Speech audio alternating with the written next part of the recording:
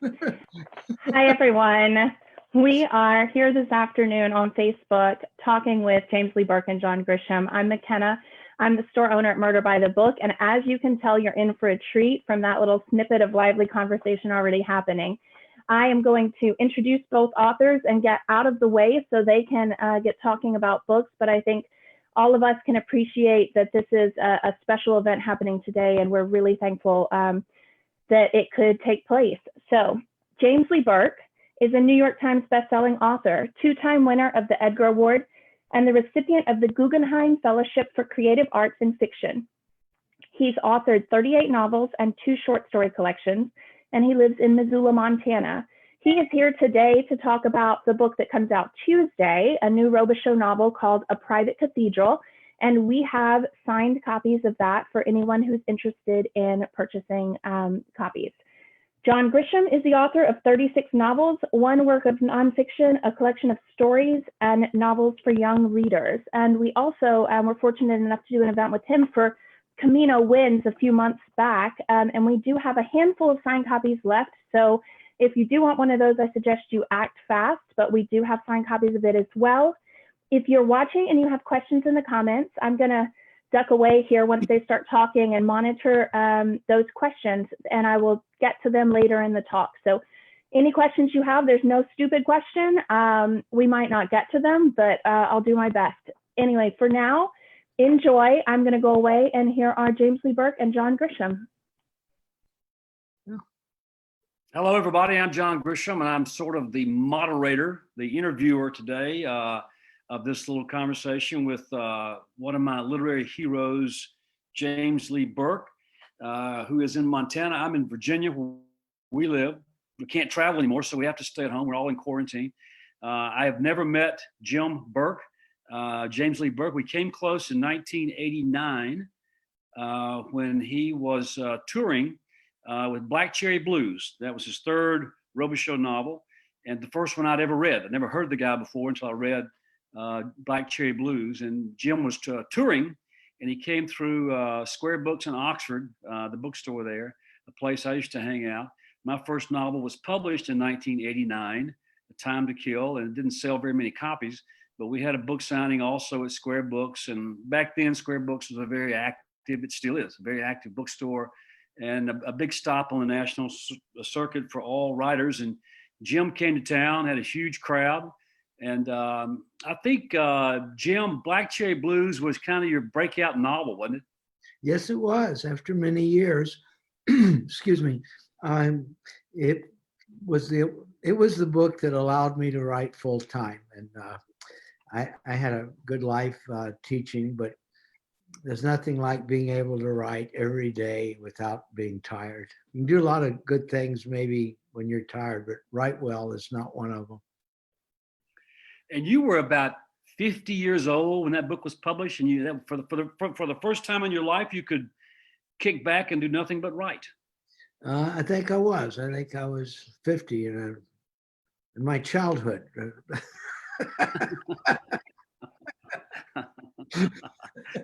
But up at that point, you had published books before. Yeah. It was your 3rd Robichaux novel, Black Cherry Blues was. You had published other books going back 15 years earlier, but those books did not sell enough copies to allow you to write full time. Is that correct? That's correct. I've had a peculiar writing career. I finished writing my first novel, Half of Paradise, when I was 23 years old. It took me 5 years to get it published, but I did publish. And not only published, I got a 6-column banner headline review in the New York Sunday Times. And I thought, well, it's great to be on board. I published 2 other novels and thought I was on board. And then I wrote a book titled The Lost Get Back Boogie and was out of hardback print for 13 years. Could not sell The Lost Get Back Boogie anywhere. Couldn't sell Ice Water in Hell. And I met my agent, Philip Spitzer, when he was driving a cab in Hell's Kitchen. And we got together and he submitted the Lost Get Back Boogie to 111 editors, but nobody in New York would touch it with a dung fork. When it was published by LSU Press, it was nominated for the Pulitzer Prize.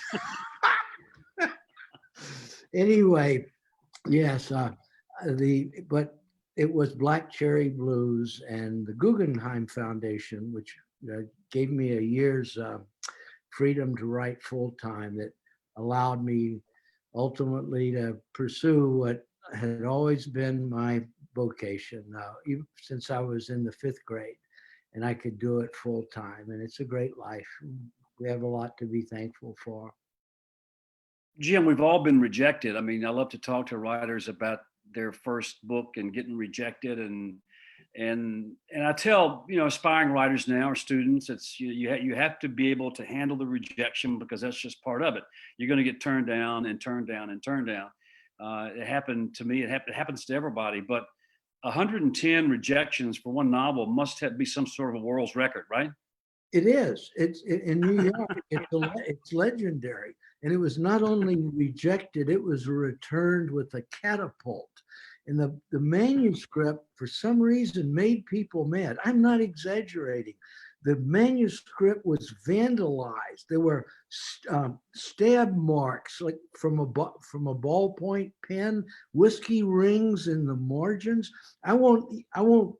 This is a kind of a family-oriented program we have here, but some of the things that were said to me in writing about this book, it actually made people mad. And I still haven't figured it out. The funny thing is, that book now sells all over the world. But anyway. And that was the book that was nominated for a Pulitzer? Yes, sir. It was. It didn't win, but it was nominated for the Pulitzer. But what year was it published? It was published by LSU Press in 1987, and they published a collection of stories of mine titled The Convict. Actually, it was they who put me back in business. And I wrote all those 13 years. And a friend of mine once said something to me. He said, Jim, your career is like going broke twice. No, being rich twice and going broke 3 times.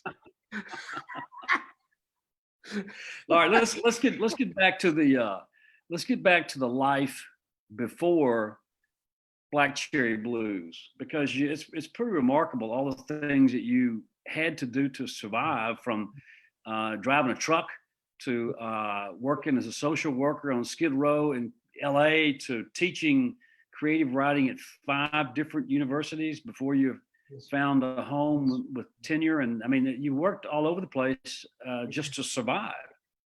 Well, my family and I did. And I can say without exaggeration, Pearl, my wife, and our children lived and worked from Florida to the West Coast, and we did every dirty job there was. There's no question about it.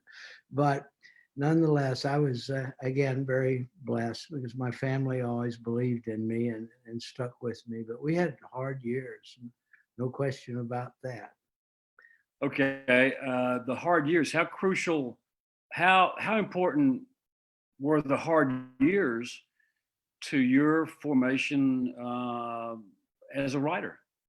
Well, I think it was everything, because I learned what some people would call what life is like in the other America. I worked in Appalachia in the war against poverty, the Johnson program. And when people talk about privation, I don't think they have any idea of what it was like back then in the Appalachian Mountains. We lived and worked in a place in Kentucky, a place called Snaky Holler. And there were children there who wore Purina feed bags for clothes. Their clothes were made out of feed sacks. They went barefoot in the snow. And I think our children came to understand what privation and inequity and what it means to be a downtrodden people. And so in many ways, even though we had hard times, we never lived the life that, say, of those people in that holler in East Kentucky. But I've never forgotten those people. I worked as a social worker in South Los Angeles, on Skid Row, and on the East Side. And I worked on pipeline and a little bit offshore. But I came to respect those people who live in that other America. For example, and I don't mean to run on, but the people I knew, say on the pipeline, and it was a great life as a pipeline. And pipeline's a great life because anyway, I don't want to get into all that. I'm sorry, but the men that I knew were the bravest men I have ever been around. Most of them were veterans of World War II. They grew up during the Depression, and they did the hardest work in the world. Seismograph work is the lowest thing in the oil field, and it's dangerous work. Handle dynamite, people get hurt, but they never complained, and they were just absolutely resilient. They were remarkable people. I was just 20 years old, but I never forgot the lessons learned as I watched these men. They never, this is a Southerner. They only had initials for names. JW, RC, LT, and they all know each other, but they don't have last names.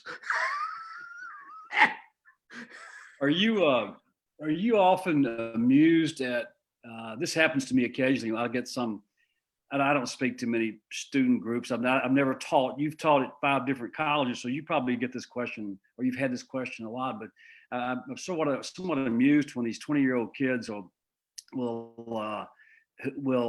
ask, how do you get your first novel published? They're 20 years old, and they've written something that they think is great, and then they want to start submitting it.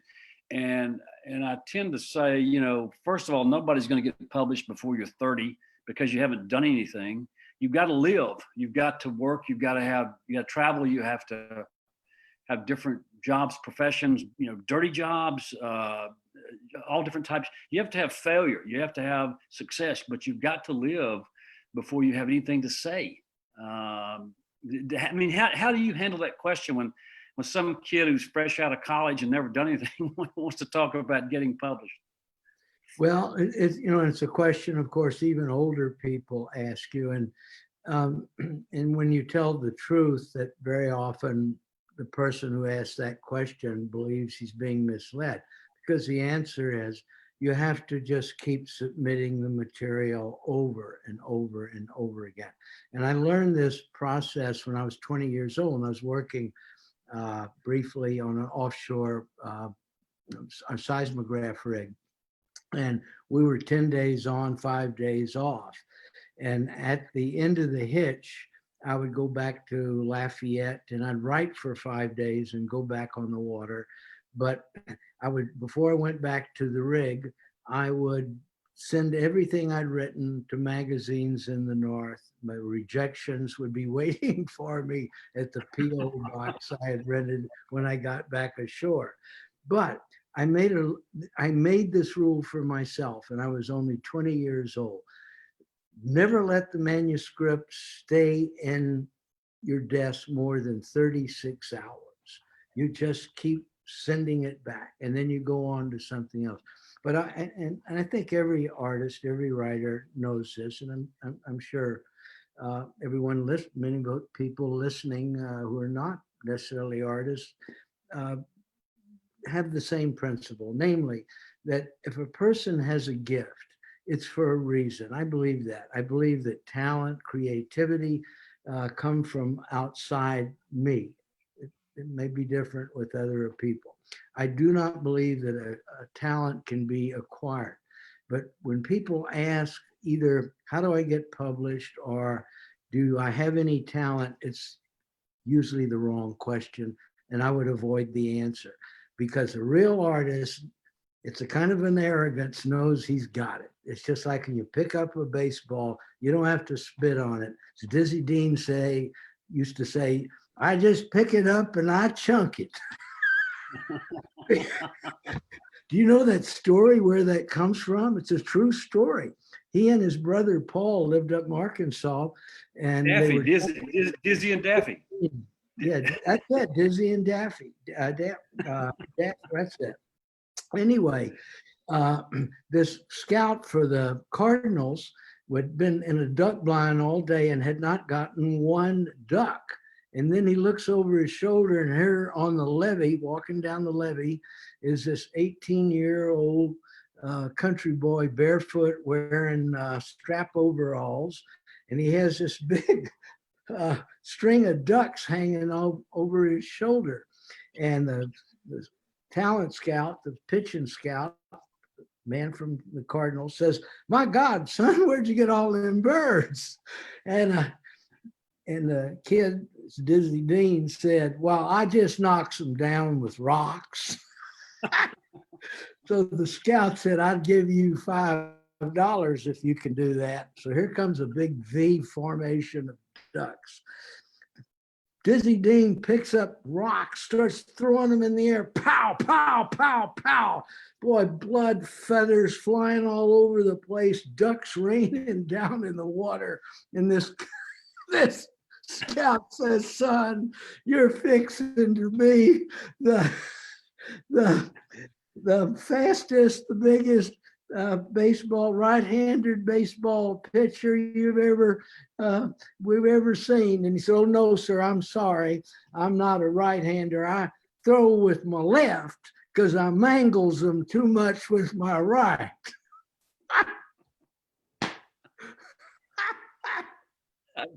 I've not heard that Dizzy Dean story. I think he told it. Yeah. Are you a Cardinals fan? Oh yeah, sure. Yeah, but I well, in Louisiana, when I was a kid, we used to call up the hotel in Lafayette where the visiting team stayed. You know, it was D-League ball there. And these fellas would let us be bat boys for them. At the end of the game, Andre Dubus and I did that. At the end of the game, they'd throw us a couple of brand new baseballs, and that was quite a treat back then. It's back a long time ago. Long time ago. All right, we got to move along to something not quite as colorful as Cardinal baseball. Let's talk about Robichaux. The first book was Neon Rain, 1987. The first Robichaux novel. Was that book rejected? Did you have a hard time getting the first Robichaux book published? No, surprisingly, it went really fast. I was so, the LSU Press had put me back in print, but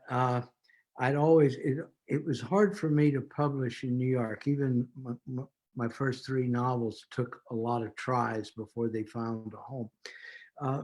But the first book in the series, Neon Rain, golly, I think had about 5 people bid on it, and it's not a lot of money, but it was more certainly than I had made in many years. And then the second novel was in the series, and I planned it as a trilogy, Half of Paradise. I got $20,000 for it, which enabled my daughter Alifair to go to Reed College. And then the third one went, Black Cherry Blues was really a big book. It was a big auction for it. And so I've been, again, very fortunate. So let's talk about Robichaux.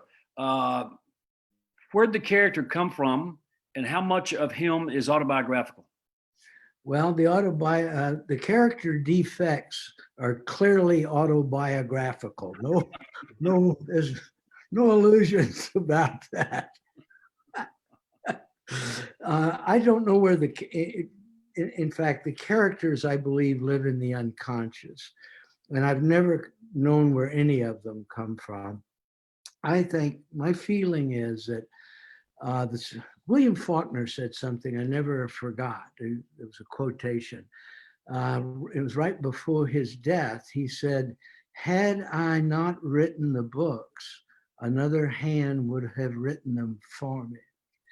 And I think it was Ernest Hemingway who said something very similar toward in 1 or 2 years before his death.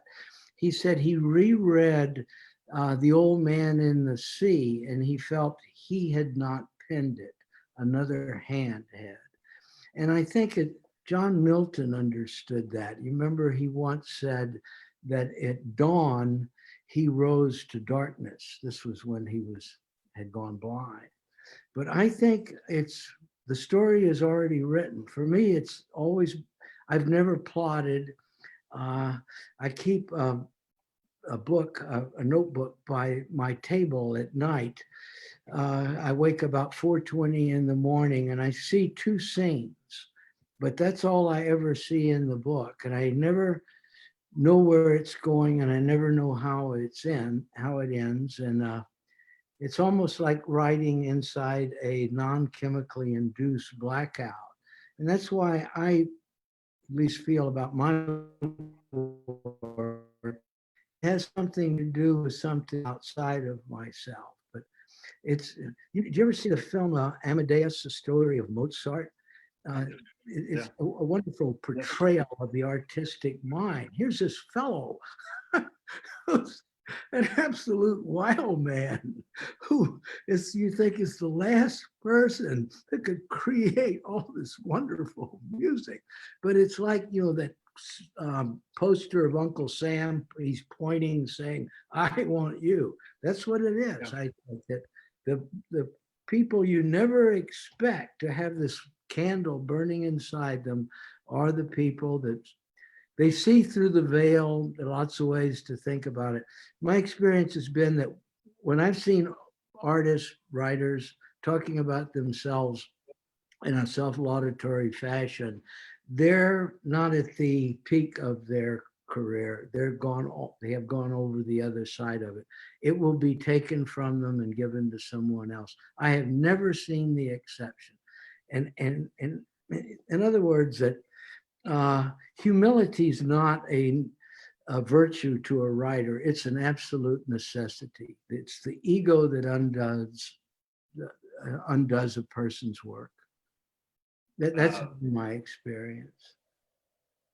Very, very, very well said. So if you don't plot, plan, outline the next book, you're publishing Private Cathedral this week. Okay. So when is the next book? When do you start it? And do you know what the story is going to be? What's the process? I just finished it, the newest book. It's set in Colorado, Trinidad, Colorado, in 1962. It's about migrant farm workers. And I've just finished it recently. It's called The Pillars of Heaven. And I never planned to write that book. It was a year ago, I started messing around with a couple of pages, and I just kept writing them. And I lived in that country around Trinidad. Actually, I was a land surveyor, but I worked some in another capacity with migrants. But I tried to write their story, and I think this one's one of my best works. But my whole life, I'm 83. I never thought I'd be writing about the formation of the United Farm Workers of America. That's what it's about. It's quite a book. It's a heck of a book, I think. So it takes you about a year to write a book? That's your schedule? A book a year? One book a year, 7 days a week, no stops, no days off, absolute. You know what they say down south, hit it and get it.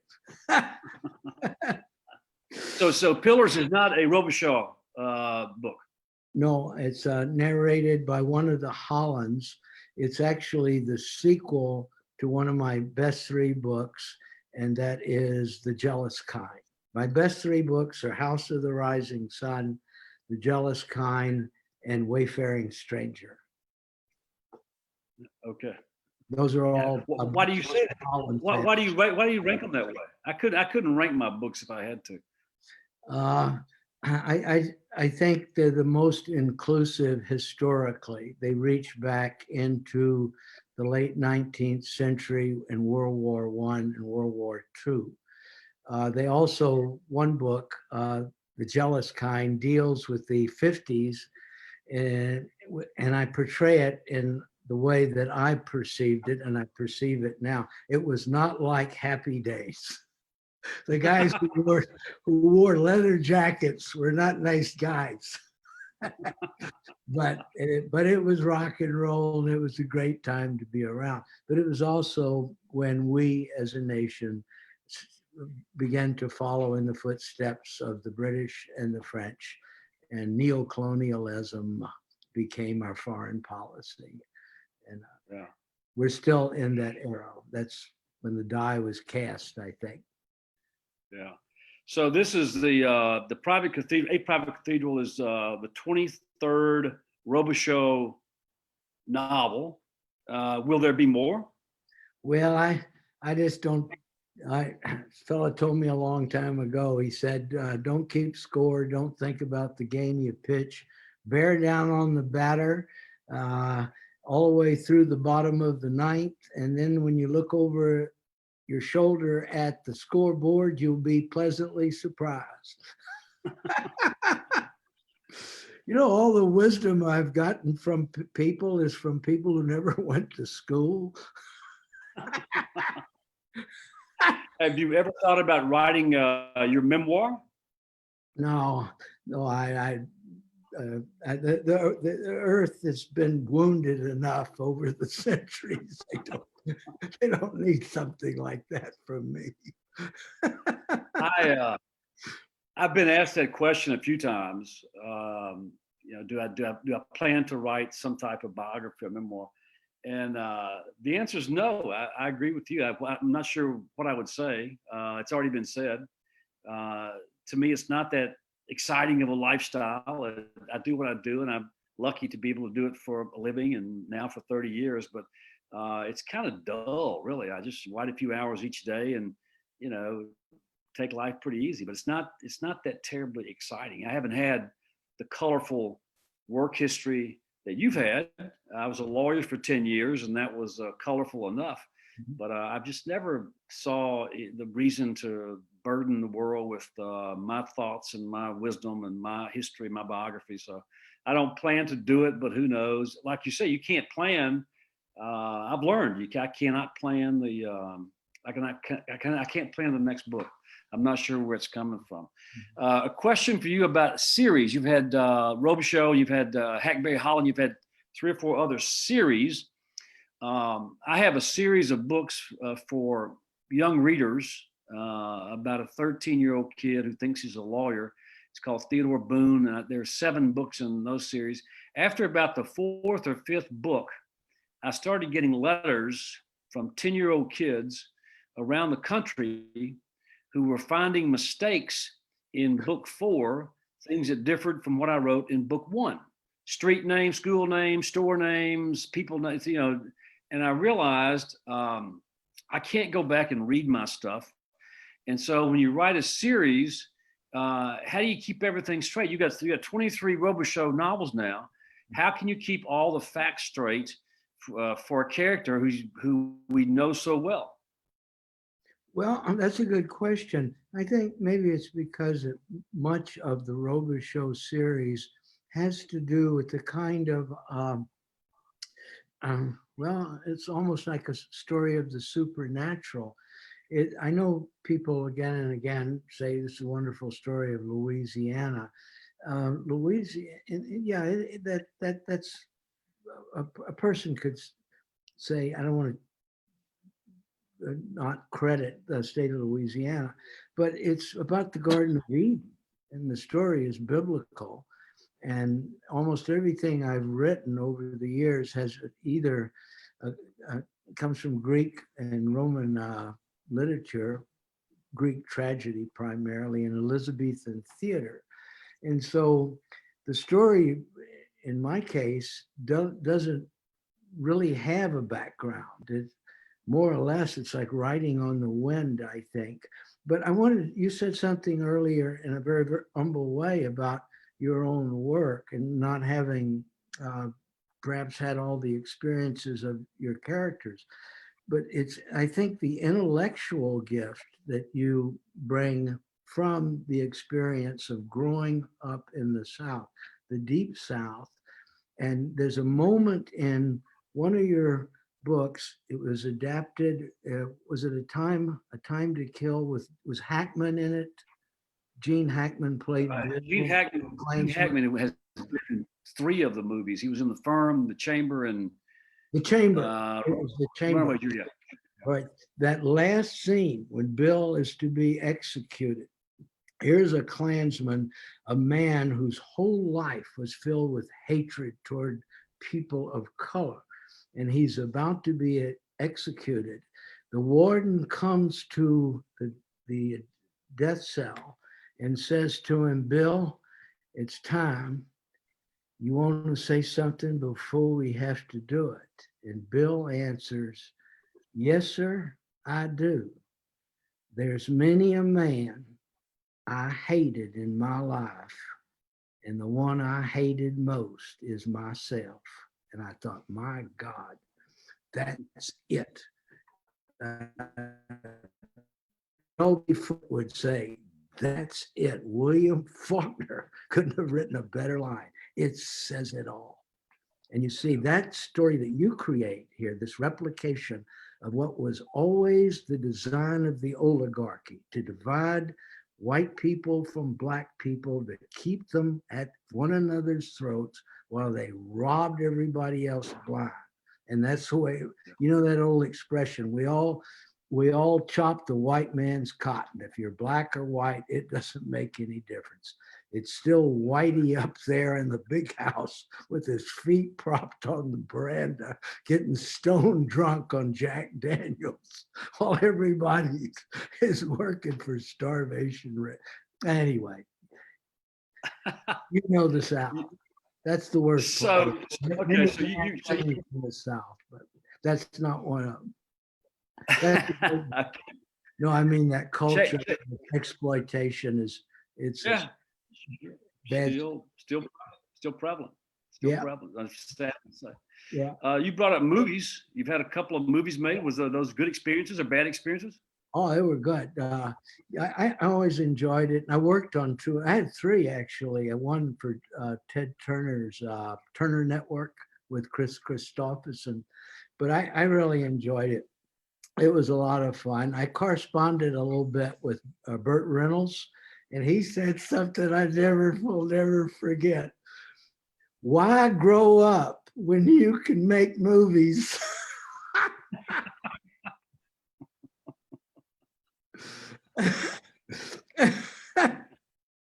So you got involved in the filmmaking? You were on the set? Yeah. Well, I could say that. I just visited, but I worked on, I did a script in California, and you'll notice it's not playing at your local theater. You don't see him on the Turner Classic Channel. But I did some, I did some serious work, and I was in the union, Screenwriters of America, and I worked with Bertrand. Golly, my head was blank. Bertrand. Gee whiz. Anyway, he's my friend of 20 years, a great French director.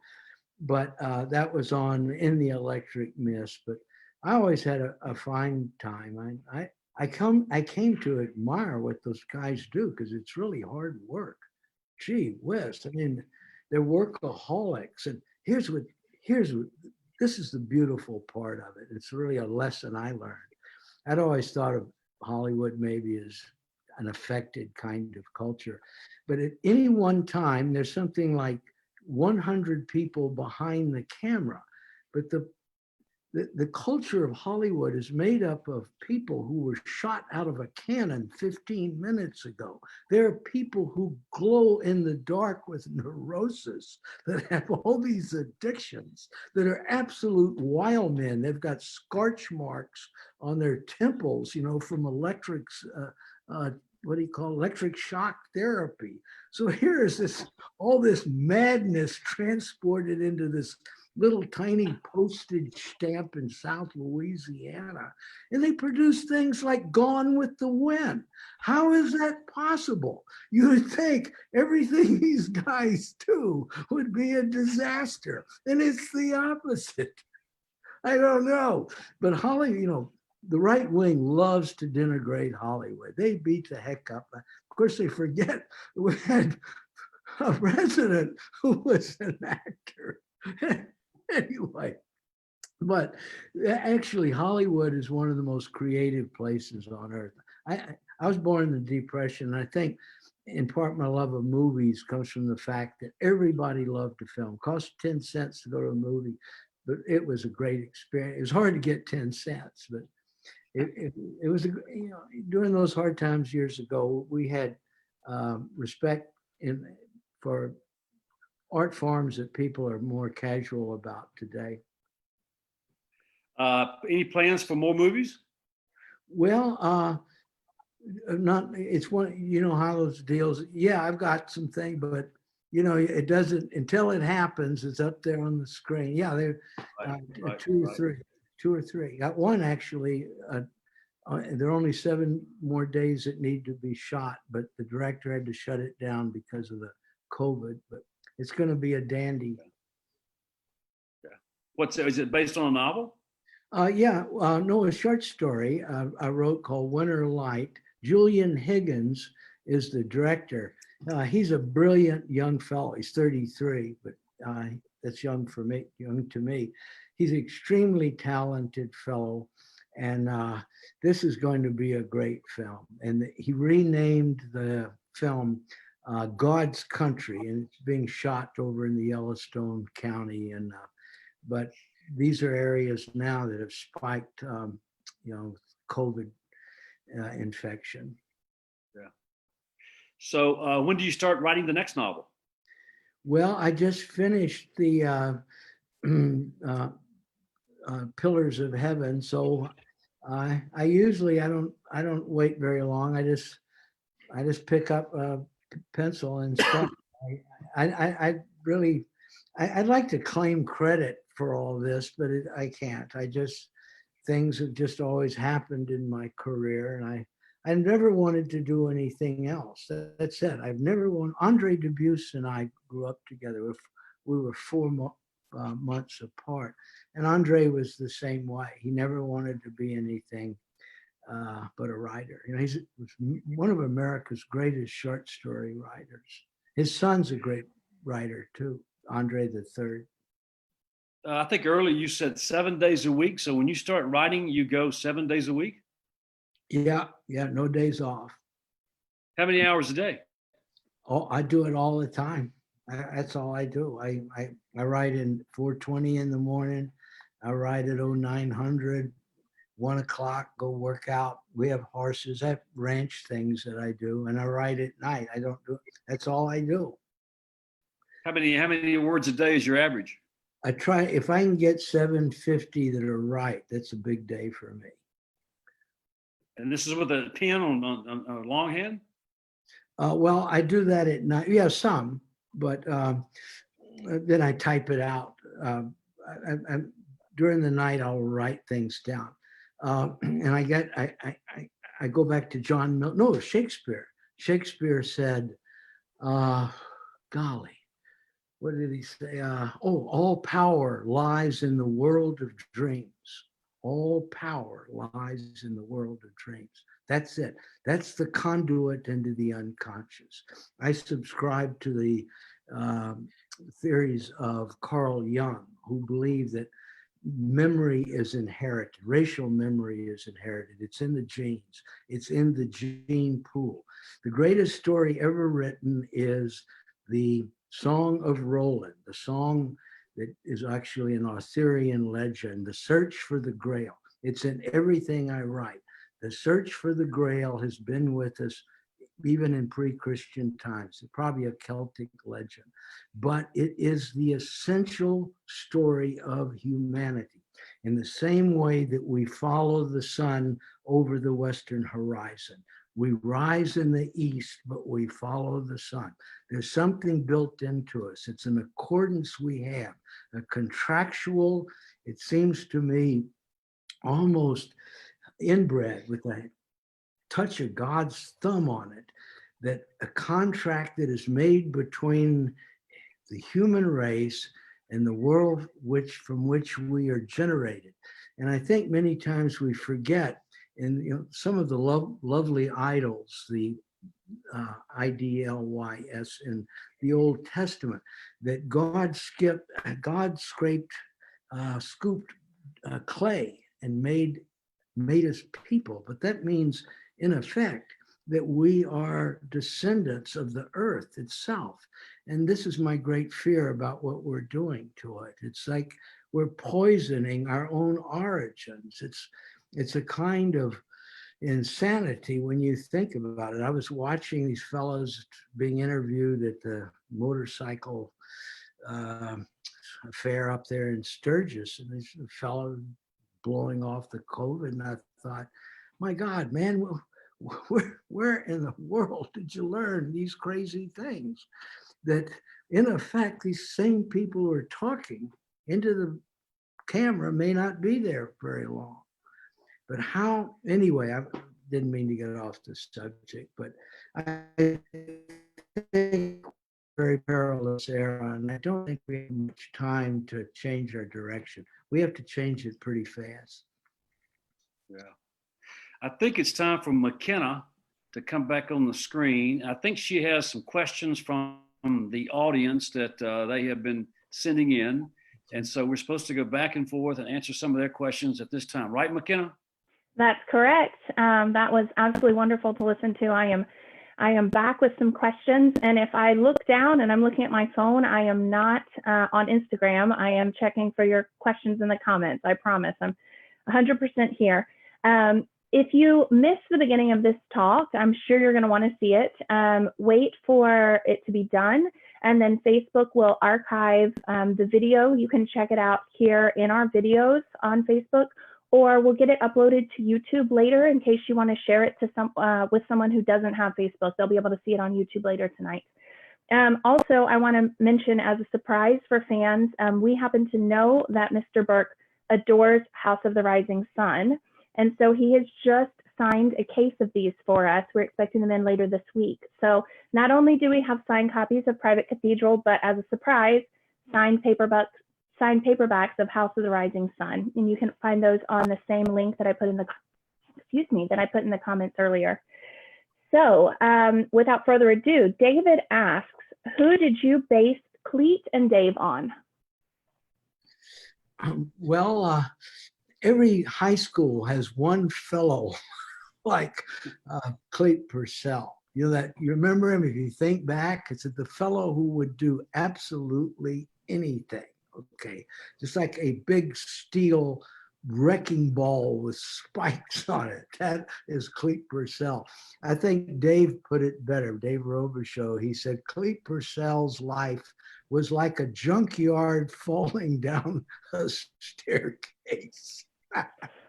But actually, he is the trickster out of medieval folklore, the fellow who was always messing up things, the guy you use to get even with other people. He's the foil in the way that, my heavens, Sancho Panza is in the story about Don Quixote. Dave is Don Quixote. He is the idealist who often goes beyond his limits, and precipitates a lot of trouble that he could have avoided. But Cleet is his Sancho Panza, the fella who doesn't have parameters.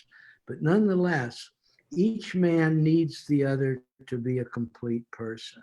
One is cerebral, one is not. But one cannot function without the other. In fact, I have a scene in Black Cherry Blues when Dave Robichaux goes to the hospital after Cleet has been terribly beaten, and Dave kisses him on the mouth. And I thought, somebody's going to throw a rock at me for this. And not one person has ever mentioned that scene to me. and I wrote it 31 years ago. Yeah, just that I'm proud of that scene. Yeah, that love between the two men. Yeah. Yeah. So Douglas asks, who do you read that you enjoy the most? And as a follow-up, who inspires you? Well, my father to a great degree. My father wanted to be a journalist, but he had a job during the Depression. He was a natural gas engineer, and he supported his family, so he was never able to follow the vocation he had earlier chosen. But there were quite a few people, writers in my family, and I guess probably Ernest Hemingway was the writer who influenced me most when I was young. But more influential was the bookmobile. Back during the war years, there's an old WPA program. A bread truck would come to neighborhoods with tons of books, on shelves inside this bread truck. Pardon me. I'm sorry, I got something in my throat. The Hardy Boy books were the greatest influence on my career. I love the Hardy Boy books. Every kid loved them back during the 40s. Do you know the fellow who wrote those books hated them? He sold those books for $250 a pair during the Depression. He said that's how and he despised those books. And he finally found peace when he became a scriptwriter for Bonanza. That's right. He was never happier. But there are millions of kids whose lives he influenced with his books that he hated. Too funny. John, do you have any favorite people you read or inspirations? Pardon? I'm sorry. I was gonna ask if John had any inspirations for his writing. Yeah, I think we're all inspired. I don't know if I'm inspired to the point of imitation. I don't think so. When I was a kid, I remember a bookmobile in a small town of Parkin, Arkansas, where I lived. We moved around a lot, and when we moved each summer, the first thing we did was join the First Baptist Church. The second thing we did was go to the local library, and we had a bunch of kids in the family, and we could always tell the quality of life in a new town by how many books they would let you check out at one time. 2, 3, 4, 5, whatever. And we'd take stacks of books home, and my mother did not believe in television, so we read books. Talking about series, Jim, when I was 11 years old, I discovered this series called the Chip Hilton Sports Series, written by Claire B., who was a basketball coach about 100 years ago. And it was about this great high school athlete named Chip Hilton, who was a basketball star, football, baseball, whatever. He could do everything. And there were probably 15 books in that series. And I read those books in a matter of 2 weeks, and then discovered the Hardy Boys. I didn't know the writer hated what he had written, but we devoured a lot of Hardy Boys books. When I was about 13 or 14, I discovered Mark Twain, Tom Sawyer, Huck Finn. And, last year I probably read more Mark Twain than anything else last year. I still go back and read a lot of Mark Twain. He's probably my all-time favorite. The Dead Guys, I love Steinbeck. I was never much of a Hemingway or Fitzgerald fan, but Steinbeck was a favorite when I was forced to read in school. And so yeah, that's kind of, nowadays I tend to read more nonfiction because the stuff I write about legal issues, death penalty, mass incarceration, those issues, criminal injustice, wrongful convictions. That takes a lot of my time, a lot of my reading time. I enjoy crime. I mean, I told you I've loved Jim's books for 30 years. I love Scott Turo's books. He's another, I read the other lawyers to check up on the competition. But people like Ian Rankin, Elmore Leonard, Michael Connelly, there are a lot of good writers out there that I really enjoy. Yeah. So this is a very specific question for Mr. Burke. John asks, do you consciously put a ball peen hammer in every book? I never thought about it. Do I consciously do? I didn't even know they're there. I guess I don't know. You got me. I think given the question, maybe they are there and it's subconscious. So how long, you talked about your writing schedule. Sion asks, how long does it take you to complete a novel? Well, it takes me, I just write it a year. Okay. And we actually have a question for John. So can you talk about your next release a little bit, because it goes back to the firm's roots, right? Yeah, the next book is it's called A Time for Mercy.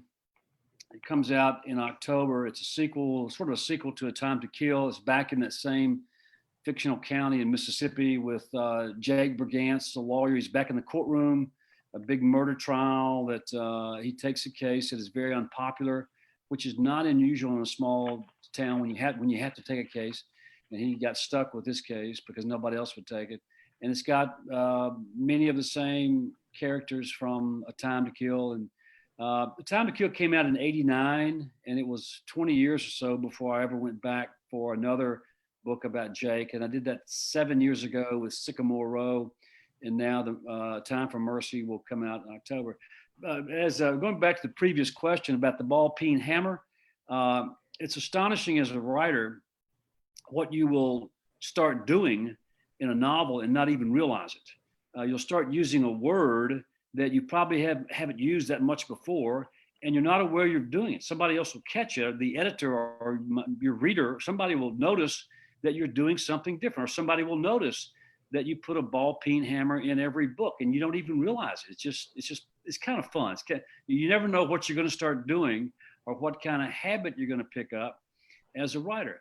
Also, when I'm writing fiction, which is about, half the year, I try not to read too much fiction because I want to read great writers, okay? And so I want to read good stories, and I will invariably catch myself doing something that I wouldn't normally do if I'm reading a really good writer. So I just try to stay away from fiction and read nonfiction until I get to the end of the book, and then enjoy some novels. Yeah, I have a background in music personally, and composers do the same thing. Little melodies trickle in, and it's all subconscious, but it's hard to not have them feed into your work. So I'm sure that would be the same with reading other writers. So Stuart asks, and I think this actually can go for both of you. To what extent do you consider your voices in writing Southern? Go ahead, John. Are you talking to me? Yeah, I don't. I write some books that are set in Mississippi. I wrote a book called The Pelican Brief set in the Louisiana marshes that Jim knows so well, but I'm not from down there. I don't really consider myself to be a Southern writer, whatever that is, however you describe that. My books take place. I've written more books set in Washington, D.C. than in any other place. These legal thrillers can be set anywhere in the world, and I've used pretty much not the whole world, but certainly places outside the U.S. So I don't consider myself to be a Southern. I'm a writer. I'm an American writer who lives in the South, and I tell some stories that are from the South. But I'm not sure what a Southern. I think Southern writers are really hung up on place, the soil, tradition, culture, history, family, conflict, and that's why there's so many good writers from the South, is because has a very tragic history. And anywhere you have a lot of suffering, you have a lot of great fiction. But I don't really consider myself to be a Southern writer. How about you, Jim? Did you need me to repeat the question, or did you catch it? No, and actually, John said it all. That's it. A real writer may have a certain backdrop, but regional writing is regional writing, but it usually tends not to be artistic writing. And I think, oh, for example, Jack Kerouac, who was called the beat writer, was actually probably the descendant of Homer. He might have used Highway 66 as his backdrop, but it's the Odyssey. And that's what all great art is about. It's about early man struggle and from millions of years ago up to that. And look, think of it this way. Tennessee Williams used these bizarre characters, and he was an extraordinarily complex man, I think. He went to my alma mater, the University of Missouri, and people still talk about it there. But his talent was enormous, and he wrote about these people who seemed on the edges of the universe. But in effect, he was always taking his story from mythology. Was it Orpheus Descending, which became, it was filmed in Mississippi. It deals with, oh, geez, violent people, but it's actually this, the entire story is based on Greek mythology. That's why Williams was a great writer. He was denied the Nobel Prize, one of our greatest playwrights, and I think because of his way of life, he was treated unfairly. So Donna has a very specific question about your writing. Where do you get your flavorful language of criminals? Where do I get criminal vocabulary? Yes.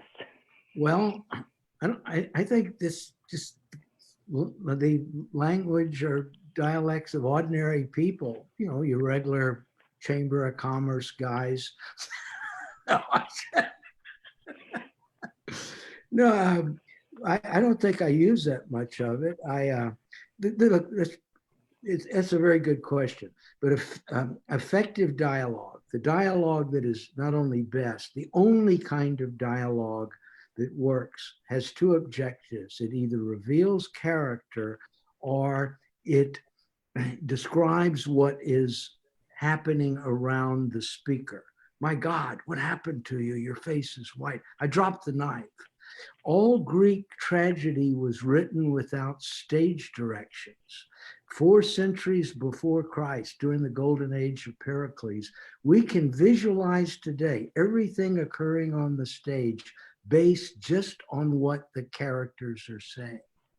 In other words, look, this is how I learned to write dialogue. I was worked on the pipeline in Houston, Texas, on the bus when the buses were segregated, and I was sitting right next to 2 Black ladies who were going to work. It was about 7:30 in the morning. And one of them said to the other, you know, it surely does get cold at night when that sun go down. And I thought, my God, it's iambic pentameter. And people of color use language that is poetic. It is. Listen to any blues. Every other syllable is accented. Just like John Milton were writing it, or Petrarch, or William Shakespeare. What does William Wordsworth say? That men who of humble origins can lead us away from ourselves. Wow. That's a great answer to that question. Okay. William Wordsworth, you can't lose. Exactly. Kathy has a question about you personally. So you had many jobs before you were a writer. If you did not have a career as a writer, what would you be doing? A criminal. Get some more dialogue. No, the cops and the robbers have all the fun. Honest policemen will tell you that a lot of they're policemen who respect certain kinds of criminals, not psychopaths and cruel people, but it's a existentialistic kind of culture. And that's it. No, but what I would be an archaeologist. Wow. Yeah. I love digging up things, and I still have mini balls that my father and I picked up on Bayou Teche. The Federals went through there in the spring of 1863 and really tore the place up. And there was a skirmish there on Bayou Teche, and I still have those mini balls. And I picked them up today and realized, I said, my heavens, maybe a young soldier, 16 or 17 years old, used that piece of lead to shoot at his brother. And we on our land there on Bayou Teche, we had trees that were 200 years old and that had many balls in the heart of the tree. I just, as you can put your hand on the tree, you can just feel it's like you could feel like a current running inside the tree. I always believe that history is just at the end of our fingertips. Yeah. I do have a question for John, just because it's in the comments. I know this is about Private Cathedral, but we do have someone who'd like for you to talk a little bit about Camino Island and Camino Winds.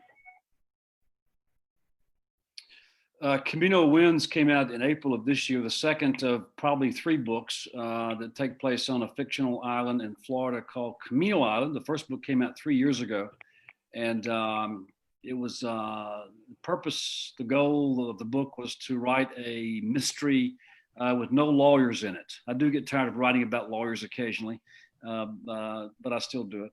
And I just wanted to write a different type of book, a beach book, a summer book, a fun book, a romp. And that was Camino Island. I was also fascinated by this current phenomenon of stolen rare books and stolen rare manuscripts. The thievery is quite common in the business, primarily because libraries are not known to be that secure. And so in the last 10 years, there's been a lot of theft, and that kind of fascinated me. That was the inspiration for Camino Island.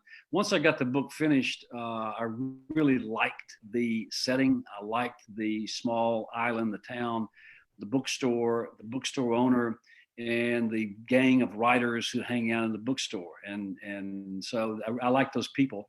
And when I published Camino Island, I knew I would go back for at least 2 more books. And so Winds came out in April. And it's just it's a murder mystery. The murder takes place in the middle of a hurricane, which is a great time to kill somebody if you want to do it for cover. And that was, they find a body in chapter 1. And so the whole story is about, who did it and why. And so again, these are really enjoyable books to write. And they've found a nice audience.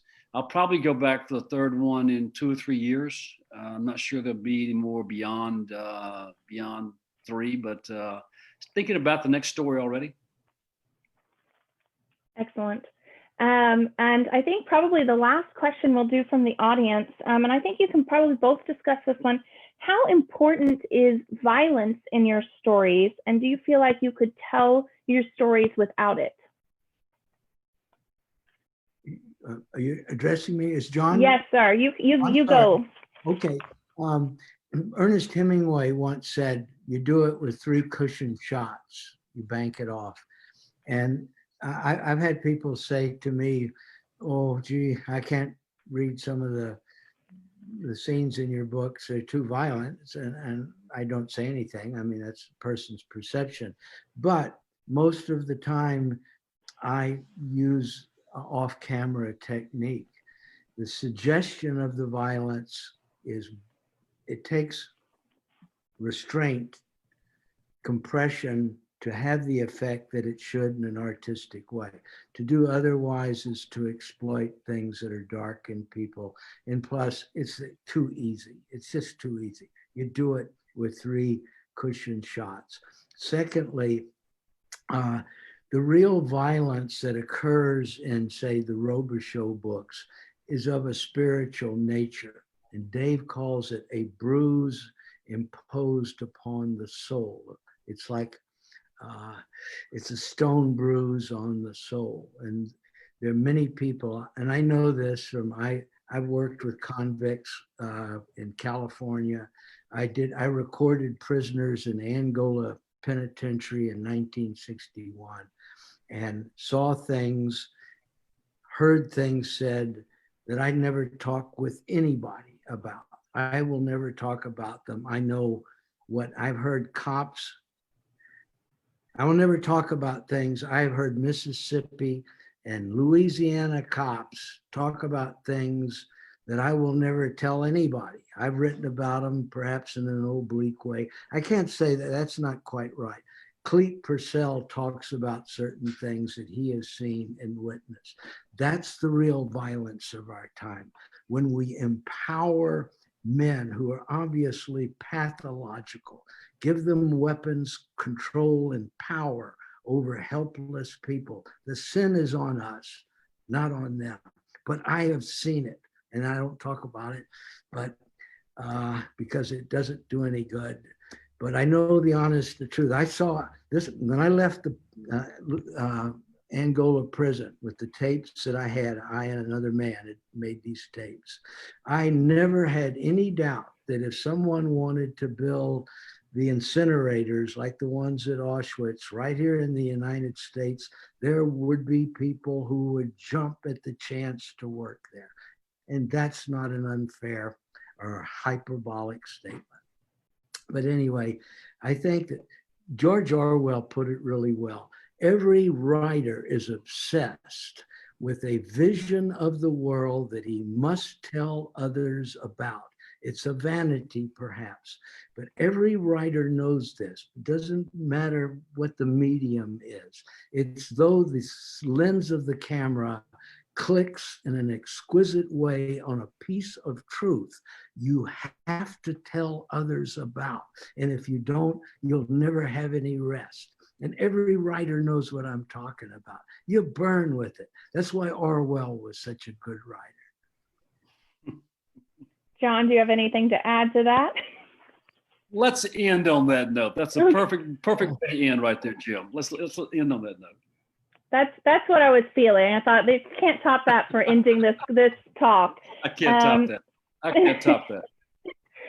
So again, I'm McKenna with Murder by the Book. I'm so happy to so many of you who have tuned in to watch this, I feel, momentous talk between John Grisham and James Lee Burke. It's been the treat of my week, month, summer, whatever you want to call it. And I know from the comments, a lot of you feel the same. On the book selling end, we do have signed copies of the books next to me, Camino Winds and Private Cathedral. And by the end of the week or so, we're expecting signed copies of the paperback of House of the Rising Sun. We are still closed at Murder by the Book, closed for browsing, but we would love nothing more than to talk to you on the phone for recommendations or to get some mail orders out to you. So we hope that everyone stays safe. And I do want to express my gratitude to Aaron, Todd, and Maggie for all their help getting this set up and all the people who help behind the scenes. It's been an absolute delight. Thank you both for joining me and have a great day. Bye. Thanks, McKenna. See you, Jim. Enjoyed it. Take care. See you. Yeah, thanks to my daughter, Andre Walsh, also. Thank you. Thank you all. Bye. Bye-bye.